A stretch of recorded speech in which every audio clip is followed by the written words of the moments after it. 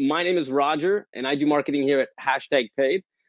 We are a creator marketing platform. We make it really, really easy for brands to use content creators to develop great creative and distribute it through these wonderful people. And I'll pass it off to Aaron, who's also hosting this with me.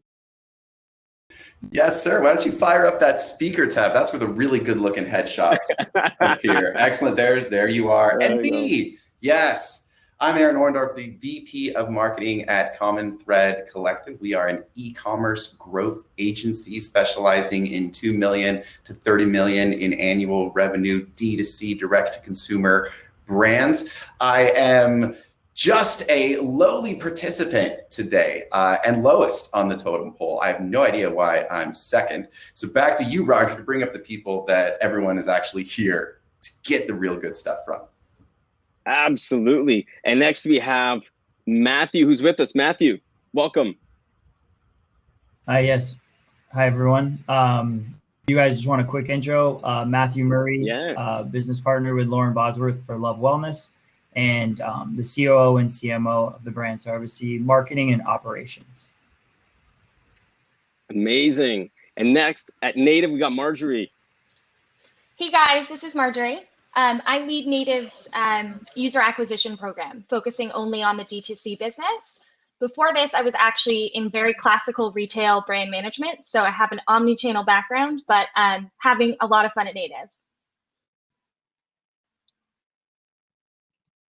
Amazing. And we are just getting Chad up here, and we'll move on to Lauren quickly while Chad gets up here. Lauren, can you introduce yourself? Hi, I'm the community manager for Lucy, which is a clean nicotine brand that was founded by the co-founders of Soylent. And I lead an engaged customer and ambassador network devoted to breaking its social stigma and promoting a healthier lifestyle. Thanks, Lauren. And Chad at Dorsal. Hey, I'm Chad Ross. I'm the founder and CEO of Dorsal Bracelets. I started it in mid-2018, so we are just now about to come up on our second year. Incredible. Thanks so much, guys, for joining us. I'm super excited. And to kick us off with this first lesson, he is much more than what he said. He's a phenomenal mind. I'm so excited to learn from him today. Aaron Orendorff. What do they say? Low expectations are the key to great delivery.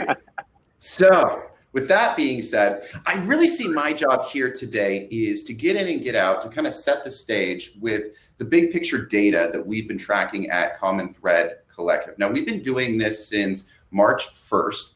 And what we did is, if you want to go to the next slide, we selected 28 different clients at about a 75 million annual spend rate. And we're tracking things like revenue, spend, ROAS, and then a lot of the costs as well as click-through rates associated with the paid media that we manage. What you'll see inside these charts is this one's breaking down revenue with a baseline starting from March 1st through the 8th. So this was sort of the pre-quarantine time. That's where the blue line doesn't appear. And then the blue line is week over week changes. And in the middle, the big difference that we saw for about a 2-month period was not just a lift in revenue and spend change. Those numbers there at the top are actually reflecting the most recent week of data. So we're trying to stay as up to date as we possibly can. And it's encouraging that we continue to see revenue outpacing spend change across the board. But here's the twist that's recently developed. If you want to click the next one. ROAS, return on ad spend, is now sitting at about 14% in aggregate across those 28 accounts, 14% above that pre-quarantine baseline. So we're still seeing it tracking on to the summer months, which are traditionally a lot more difficult. So part of this is just thinking through, number one, the changes that really hit e-commerce and the wider advertising platform, especially ad inventory over April and May, and now the changes that we're seeing in June as things in a sense return to normalcy, coupled with the traditionally slower-ish start of summer season online anyway, as people go back out into the world. And this is most reflected, if you click that next slide, in the cost to advertise. So there was this enormous dip, almost sort of this hearkening back to, say, 5 years ago or more, the golden days of Facebook advertising, this precipitous drop in the cost to advertise, both in CPMs as well as CPC. And now that major advertisers, and especially IRL advertisers, are beginning to invest back into those advertising platforms, those CPMs are beginning to diminish, which means we're at this very pivotal time where we're not really quite sure exactly, will the new adoption of D2C and e-commerce continue? Will there be a continued emphasis on price sensitivity? And the thing that I want to take away from all of this, before just getting out of the way and letting the folks that are after me talk about exactly how they're doing that, is this. Why don't you hit that next slide? We've been talking a lot about messaging the moment. And in those first initial months, that early springtime, messaging the moment meant figuring out ways to, if you didn't have an essential product, join yourself with, unite with essential organizations, a lot of social movements supporting the health of the world at large, and especially the United States, or displaced people groups as well. The brand that still messages the moment wins. Now that moment is changing, and it's moving more towards things like sensitivity to unemployment, economic volatility, and continued concerns over public health. And those are the pulses that we're trying to keep the closest watch on our end. The other thing that a lot of these folks are going to be talking about after me is the importance then of owned audiences, as we see the cost to advertise continue to rise back up, and smarter, not necessarily harder or more, but smarter marketing across the funnel, both in where you advertise and what you say on site and off. So with that, I'd love to hand it back over to Roger and let our first brand take center stage. Absolutely, this is exciting. The brand that messages the moment wins. I love that takeaway. Thanks, Aaron. Next, we have Matthew Murray from Love Wellness. Matthew, over to you. How is everyone? Yeah, I guess kind of going off of what Aaron said, specifically with owned audiences, you know, over the past 3 to 4 months, ad costs have gone down, at least at different parts, quite significantly, which all of us experience for a variety of different reasons. And we were fortunate enough where conversion stayed healthy for us. So we were still earning new customers, retaining existing customers, growing our subscription base. But one of the things that we identified kind of early on was, how do we continue to grow our owned audience, or what we call, you know, audience growth, awareness, however you want to refer to it. And we have some specific tools that we use around that. And so we were really fortunate in the sense that we had relaunched the brand about a month prior. So like early February, we had an amazing campaign. You can see a screenshot here in the slide of a video that our creative agency Mechanism put together, which is called Don't Just Deal. And it was a story and a narrative that could relate to. And so that moment and that content really resonated in the millions across a multitude of different social media channels for us. And so when this moment came where we had a much more captive audience, one of the things that I really wanted us to spend more into was growing our audience. And the best place that we could do that initially, again, we were really fortunate. We had built a quiz in the second half of last year to kind of guide mostly prospects, but even existing customers on what could be the best products for them, answering a couple of simple questions. So we had been working in the background with CTC on how we wanted to advertise and drive people to it to earn their email addresses and really just create a remarketing audience. So I think the next slide, because this is just a screenshot of a landing page.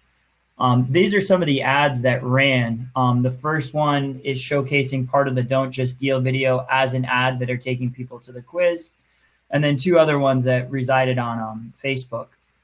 And so what was amazing about this was at different times, we actually saw a ROAS on this, which was never expected, climb close to a full $1. So we were earning email addresses in the tens of thousands every week, and the hundreds of thousands, if not millions, from a remarketing audience on Facebook and Instagram, basically for free. And it was by offering really something that was helpful, it was fun, it was engaging, and it really allowed us to create a whole new kind of subsegment of our email list that we could retarget back into Facebook and Instagram. And so as we started to see success around this, we spent more into it, because I had a theory that owning the same captive audience that we had over the past, let's say 3+ months, might not ever happen again or at the same level. So as great as it was to be focused on conversion and growing the bottom line, we really wanted to grow our audience of interested potential consumers that we could also message throughout the rest of this year, and in hopefully the busier times of the year, the second half of the year, where traditionally brands similar to ours see an uptick in growth as you head towards the holidays. So that was really a big focus of ours. I think the other slide showcases another tactic that we did. This is taking you to the quiz on a desktop. And then I think the next slide, this is how the quiz actually operates on a mobile device. So we call it the 10-second quiz. Basically, it's 2 to 3 questions, depending on how you do it. And then it suggests a product for you. Very straightforward, very simple. But really what we're looking to capture is just who was interested in the quiz from a remarketing audience standpoint on Facebook and Instagram, which we track within Datorama, our single source of truth.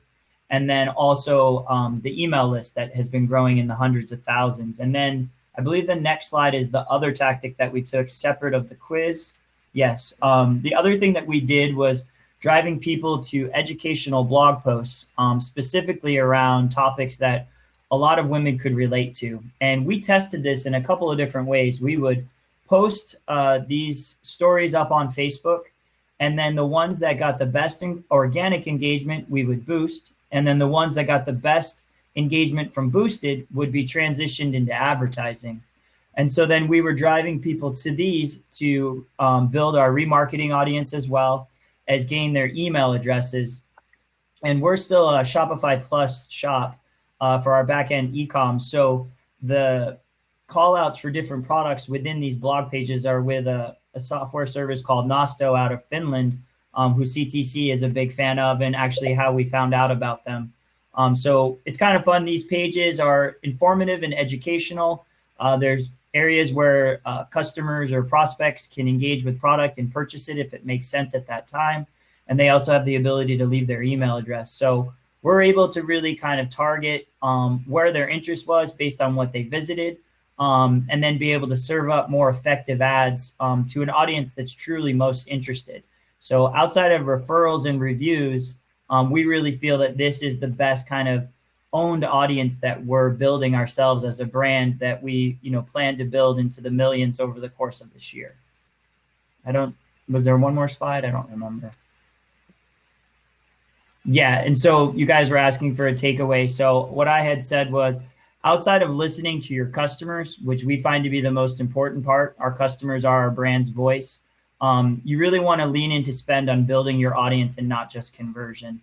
It was a great time. It still is a relatively great time to be growing in e-com, but the concept that people do take some time off, enjoy the summer, e-commerce typically kind of flattens for a lot of brands. It was a great chance to really create a bigger audience that's truly interested, as opposed to casting wide, broad nets on things like Facebook and others, where you maybe don't get the same return on investment. Thanks, Matthew. So lean in, spend some money building your audience, not just on conversion. Great takeaway. Next, we have Marjorie with Native. Marjorie, over to you. Hey, guys. I'm good to follow, because now I'm going to talk to you about how we focused on smarter conversions. So a little bit of background on Native. Native is a personal care company that's redefining what people put on their bodies. So we started first with deodorant, which is one of the only products that you literally put on every single day and never stop. So it matters what's in that deodorant, right? We use simple, natural ingredients. With that, though, being a $12 natural deodorant, we have some pretty understandable trial barriers from a consumer standpoint. The first of which is concerns about, this isn't going to work for me, right? How am I going to switch back from antiperspirant? The second of which is actually around value. So, consumers just aren't habituated to spending $12 on deodorant. They're used to that mid-tier price that you find in the store. So those are our big challenges. We found ourselves in a similar place over the past few months, which is big audiences. You know, in the scale that we're at, we needed to convert them and then also continue to monetize our existing audience. So I'm going to talk to you about how we did that.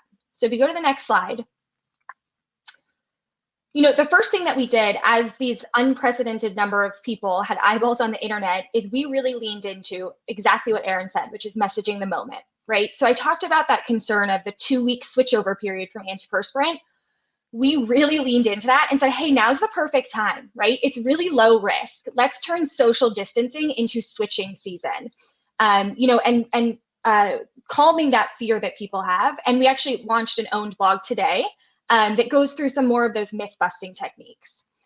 The other thing that we did is we really leaned into the context of everybody being at home, right? So we talked about our convenience factor.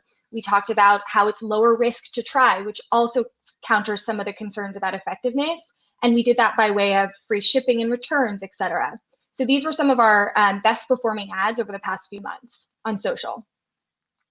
You go to the next slide.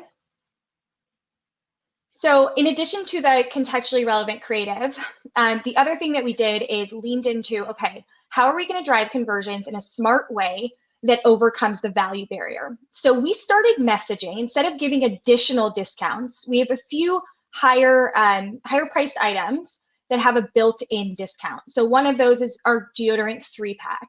So it inherently has a 17% discount built in. So we started messaging directly at that. We talked about the savings that you would get from signing up for a subscription, and calling that out enabled us to overcome some of those issues without having to give away more of the business.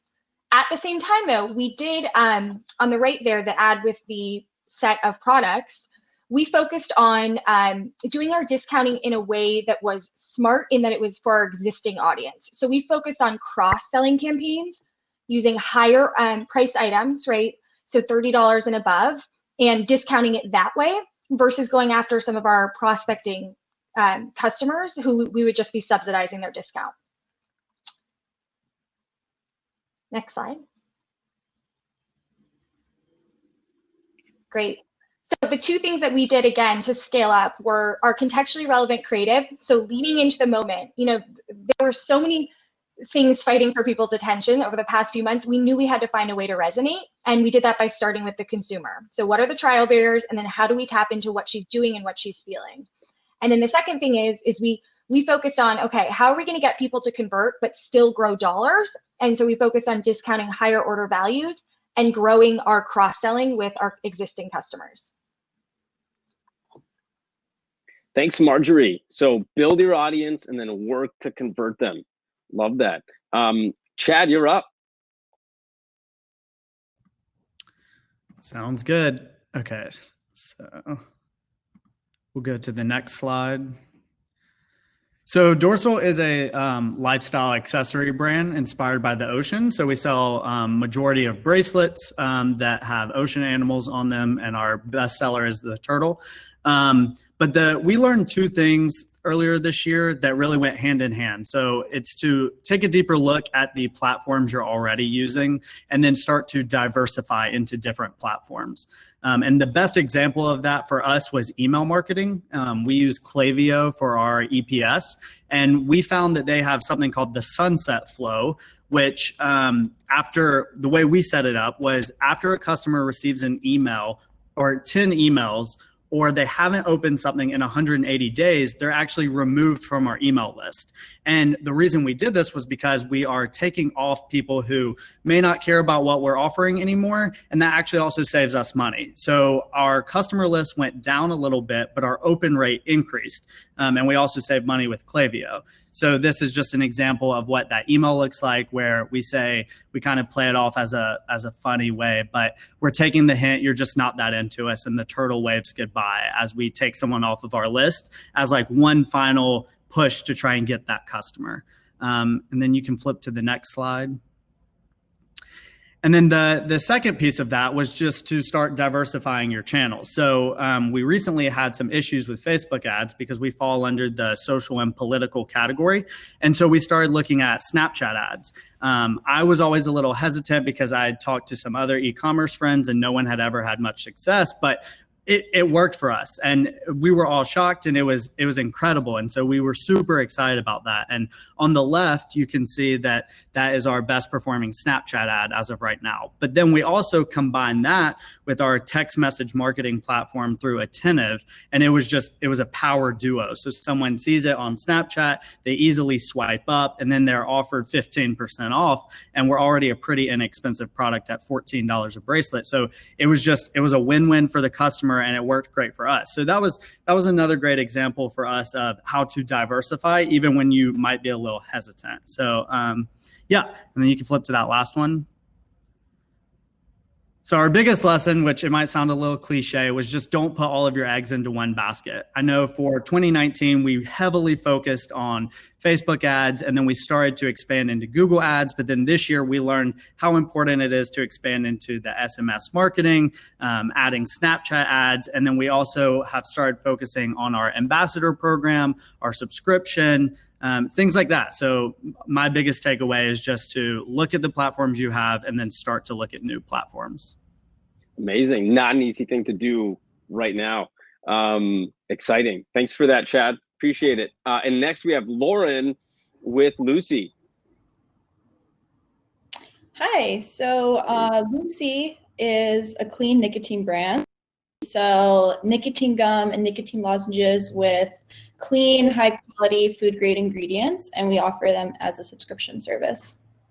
So it is essential to prioritize community management to build brand trust and increase long-term customer retention.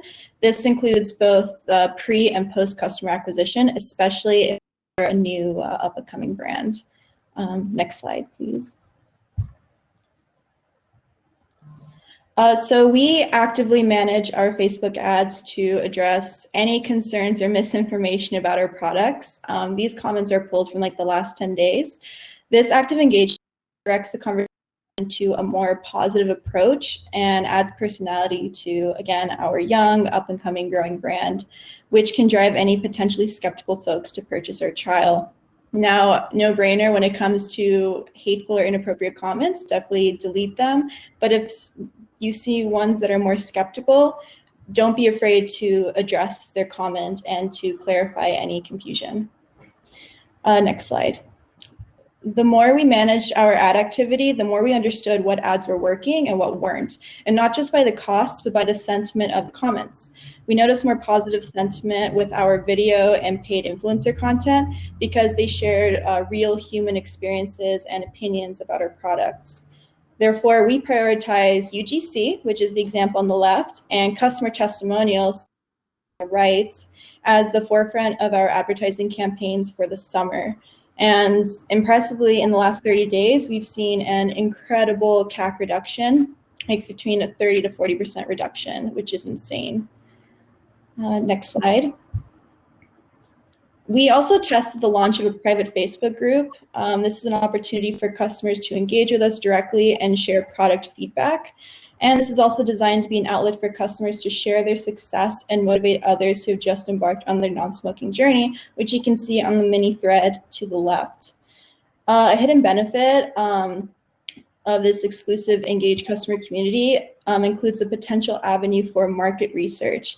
Now, the people who are going to join your exclusive community tend to be your most loyal. They tend to purchase the most products. So their comments are considered highly valuable, whether you are working on developing new products or you're changing the style of your website, anything, please do not sleep on Facebook private groups. They can be very useful. Next slide. And overall, the big lesson is to focus on delivering customer outcomes rather than just selling your product. Your customer's experience from pre to post acquisition is just as important as your product story, if not more valuable. I may be biased, but I agree with that. Thanks so much, Lauren. Really appreciated that. Thank you for sharing. We're gonna jump into some Q&A now, some questions, and the panel's gonna respond to them. And I wanted to start off with about community building. And I'd love to know if anyone else is focused on that specifically, audience building, community building. Matthew, maybe we'll kick it off with you.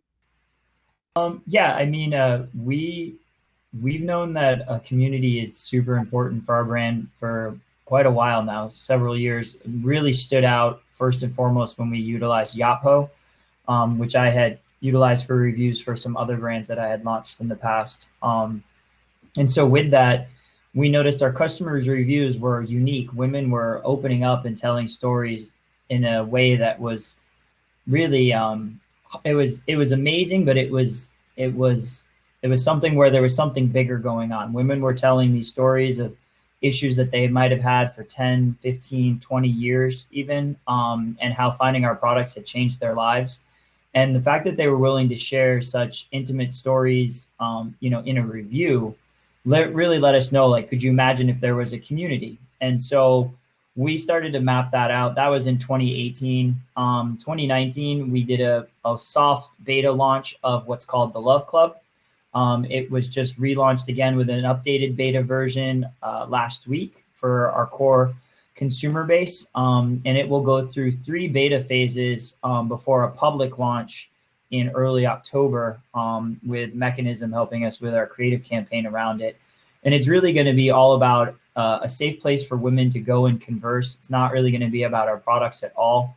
It's just going to be a place where women can ask each other questions, have open discussions, meet other like-minded people around the United States. And all of this really derived from just what the brand was originally trying to do, and providing a platform for women to have a voice. And so, with that, I know one of the things you guys were interested in me touching on is that building something like that is not super simple. It's going to ultimately lead to a mobile app and a bunch of other really cool things that will happen next year, but really comes down to your tech stack. And so there are certain things that we're building into it where, your Swell and Yotpo rewards points are going to flow into the Love Club, and then you're going to message a certain way. So we're in the midst of finally rolling out Marketing Cloud and saying goodbye to Klaviyo, and moving off of SMS with a smaller provider and doing that through Marketing Cloud, and then ultimately moving off of Shopify and being able to provide an all enhanced one destination experience so that our customer community base can really have an immersed experience with the brand kind of across all of our touch points. And so, community for us will eventually roll into just what the brand is all about. But it originally came from reviews, and it was just the amazing stories that women were sharing and their honesty and feeling comfortable talking about that. It let us know that other women wanted to find out and discover each other. And to be honest, social media is not the safest place for a lot of that kind of stuff. And then additionally, you don't know how reputable a lot of the things are that you're reading. So a good part of the Love Club is going to have moderators and stuff that are tied to our Love Wellness advisors, who are a mixture of actual doctors to nutritionists, dietitianists, different health and wellness experts who will help lead different discussions in different groups so that women can have open and honest conversations across all of those things. So yes, community is a big part of our plans this year and well into the future. And it's called the Love Club. So I encourage people to go check it out in beta. And then we're hopefully going to stay on track to do the public launch in October.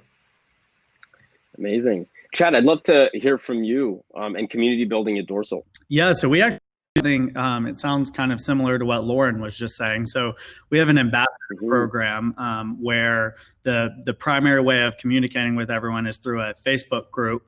And we just reached about 2,000 ambassadors now. So we do provide them with a lifetime discount, but even more so, we're able to post new products that are coming soon and create a little bit of hype around it.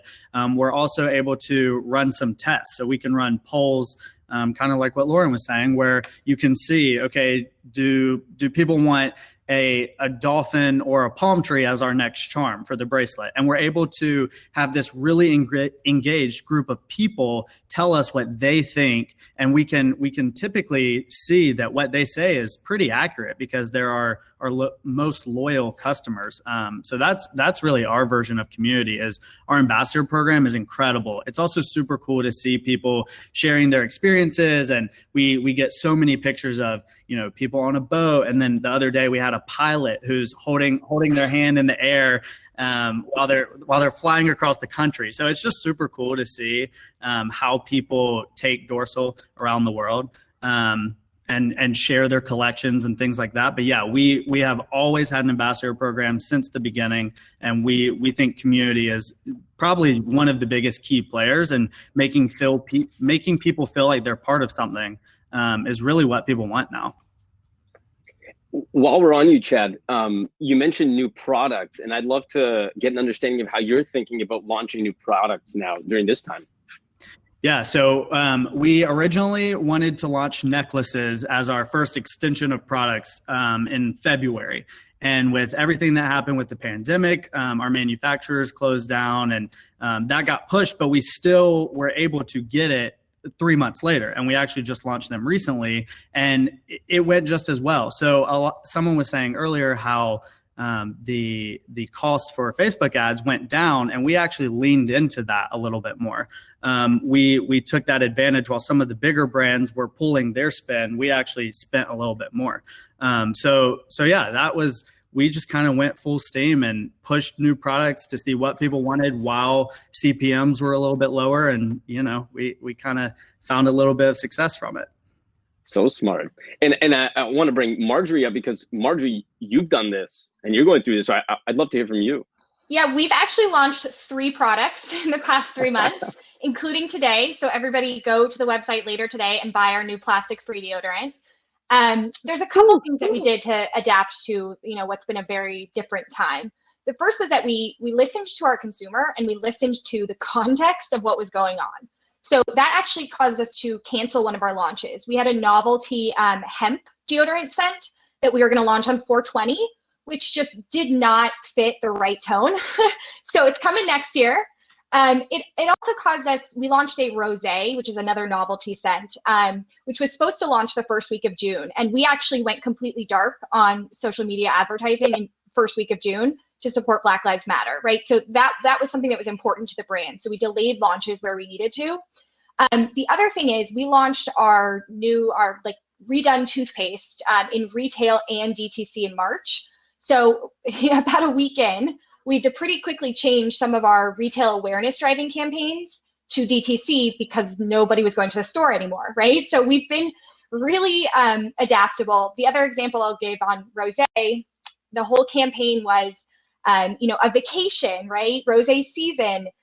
That did not make sense for the summer, so we changed that to staycation. So we've gotten really agile on our feet, and similar to what Chad was saying, it's actually caused us to really blow the launches out of the water. We hadn't previously put paid media support behind some of the novelty scents. We did it for the first time this year, and we're 2 to 4 times higher than we've been before, which is great.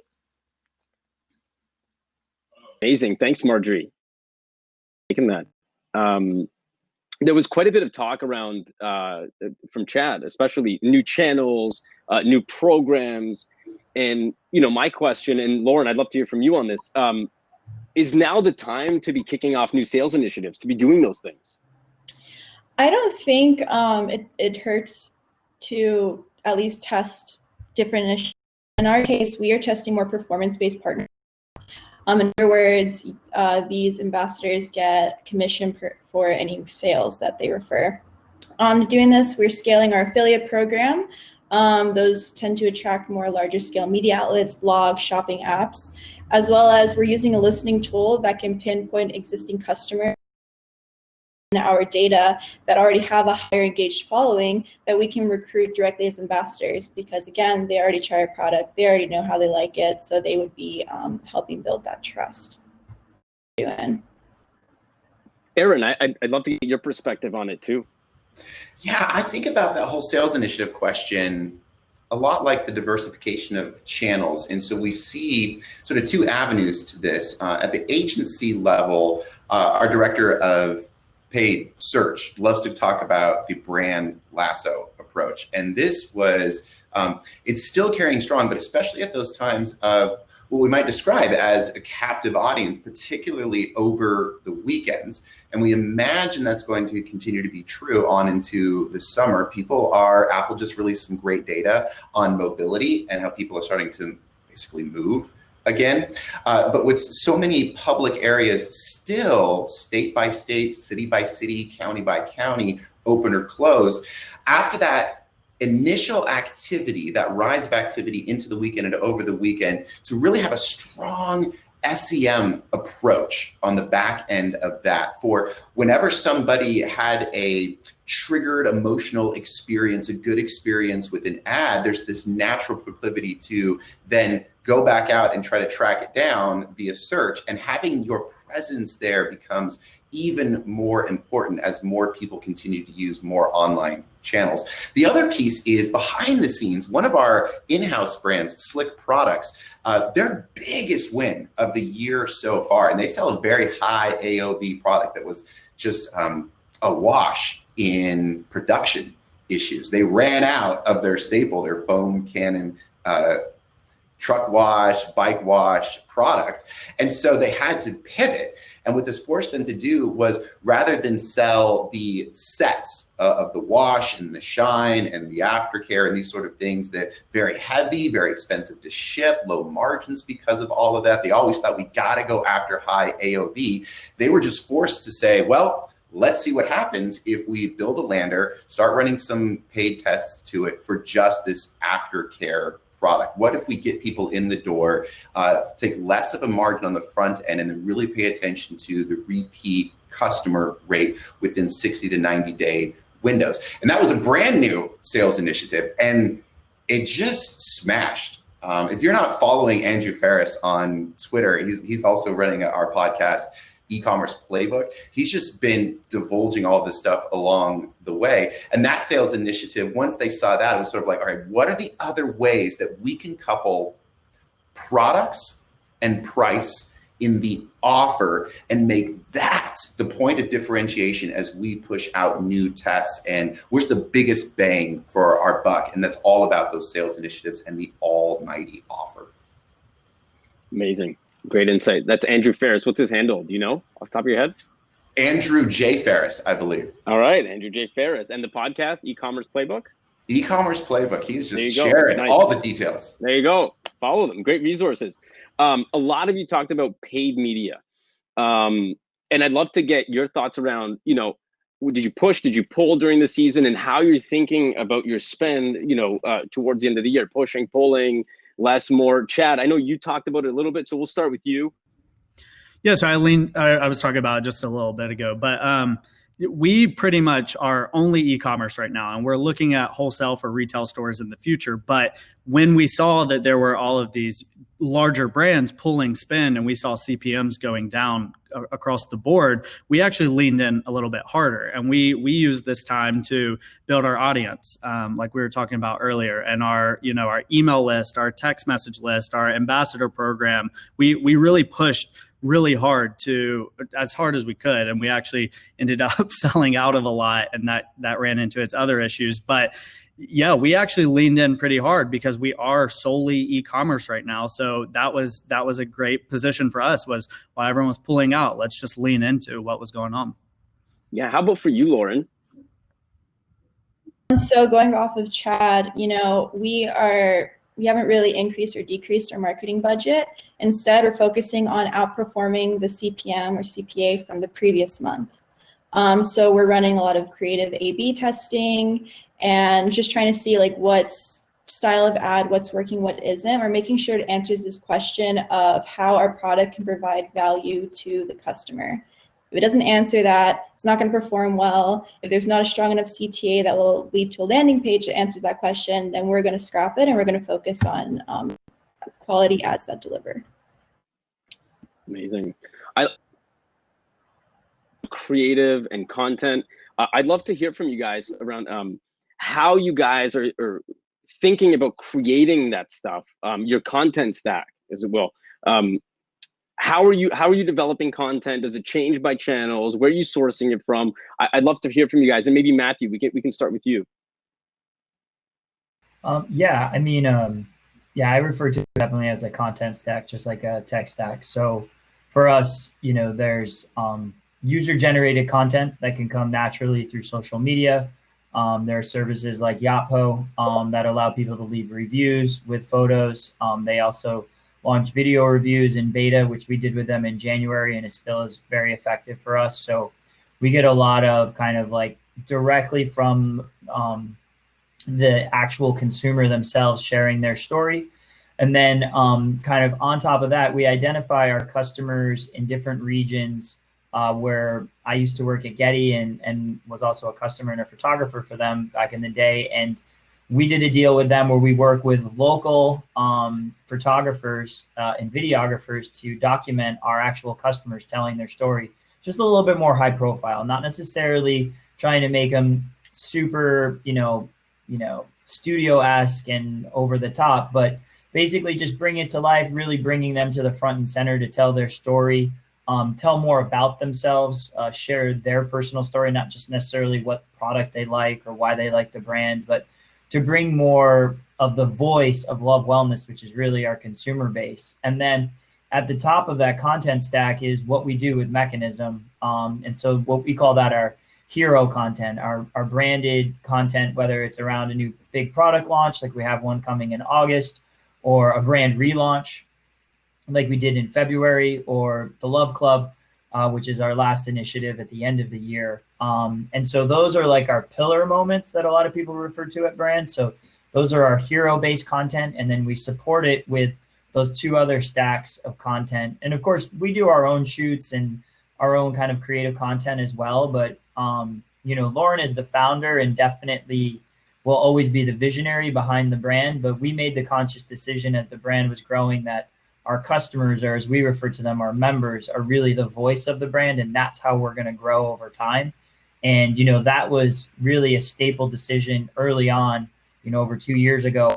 We really were like, this is what we're going to lean into. And then as, more budget was made available for us through growth and success, we would spend into content. We wouldn't hold back on making sure that we could make different levels of content. I mean, it was a big undertaking to take on someone like Mechanism, but it's paid off immensely. I mean, I can't even explain the amount of traffic that we were getting on a daily basis for the first 3 to 4 weeks when we launched the Don't Just Deal campaign. I mean, it was unlike anything we had ever seen before. And it was just awesome. And so, I think a lot of people, when we were talking about diversifying the paid channels, people, when you're doing your own content for your brand, you think that you've maybe saturated the market with what you've done. But if you really understand the size of the potential of your audience, whether US-based or global, it's way more people than you think. And even if you have a video piece that has 5 million views, you're not even close to the number of people who could actually have seen that. Never mind the fact the same person could have been seeing it multiple times, and that's playing into your view count anyways. So I think it's just super important to remember that when you make hero-based content, don't think that you saturate using it, even if you were the size of Nike, in a few weeks or a month or a few months. You'd be surprised how long the shelf life exists with it. And then around the customer storytelling, the kind of the unique way we do it with Getty and then the UGC, I mean, that should stand the test of time. If anything, even if it seems old, it showcases that you have history and that people have loved your brand for a long period of time. So I think that that's the benefit of at least the way we storytell with content. Marjorie, how about you? I'd love to hear your perspective on this. Yeah, we made a lot of changes here too. So first and foremost, on the paid side, we had been doing most of our shoots in studio. So that switched basically entirely to what we call our everyday influencers, which literally means the talent that we were going to shoot in studio, we shipped them product directly and had them actually, take the video themselves, which turned out to be a real boon for business. We ended up whitelisting a lot of that as well, so pushing it out from their accounts. The other thing that it's forced the user acquisition side of things to do is get a lot more connected with our brand team. We had an incredible, robust program of affiliates and influencers and brand photo shoots, all of which that content was really kept separate from the paid side of things. So we've gotten smarter up front by writing in, licensing agreements at the front when we're working with influencers, so that I then can put it in my paid media and do any edits I need and use it for 90 or whatever days. We've been able to leverage a lot of our brand photo shoots and up front do the planning, right? Native, the size that we're at with still only around 30 people, there's a lot of parts moving at once. And so by taking the time to connect up front, we've been able to get a lot more agile and get a lot more bang for our buck on some of the content that was already happening. The third thing that I'll say is we started to realize, okay, we need to bring some of this more into an owned perspective. So I mentioned we're launching a blog, which is new for us. We also had some emails and some social campaigns that were around like Native employees' favorite products, right? I think a lot of people did this. But then we've also had our CEO weigh in. So, you know, our customers really like hearing from that. And it's actually a new CEO. So we've had him push out some emails and sort of be a little bit more the voice of the brand as we go through this transition period. I love that. You heard it here first, whitelist creator content. I love that you mentioned that. That's so exciting. Erin, I know you're particularly, this gets you pretty amped up talking about creative and sourcing it. I'd love to get your perspective here before we wrap up as well. Yeah, this would be this is a good one to end on. And I swear, I'm going to swear to everyone that these folks and the emails that we got back in the DMs were all about, let's end on that creative note because it is such a crunch time. So just because we're running out of time, rest assured, along with the replay, you're also going to get some content from Common Thread Collective, really focused around this creative angle. And that idea, I mean, one of the things I love that Matthew highlighted was the legs on that pillar content, or the idea of not going back to the drawing board when you've invested, not starting from scratch, but really pay attention to, I'll just hint at this, the metrics associated with traditional funnels like ADA. How are we driving awareness with impressions versus views, the view time, the click-through rate as indicative of desire, and then ultimately that action through ROAS, and trying to break down your funnel. This is one of the things we'll send out. Break down your full funnel along those metrics that you can see inside Facebook to get that most bang for your buck out of the creative that already exists, and iterate specifically on those needs as it rolls out, rather than just recreating or spending more than is necessary. Amazing. Thank you so much, Erin. Thank you, Chad, Lauren, Matthew, Marjorie. You guys were fantastic. Again, you guys will get this in your inbox, the full replay, like Erin just said. I'm seeing questions in here that we weren't able to get to. Brett, Ryan, Keegan, Andre, Christina, we weren't able to get to your questions. We will try and follow up with answers to them. Thank you very much for leaving them. And everyone else who dropped them, again, we'll get back to you. Webinar, replay, look at your inbox. We'll follow up with it. Thanks again for taking the time to be with us today. And thank you to our speakers. Have a great day, guys.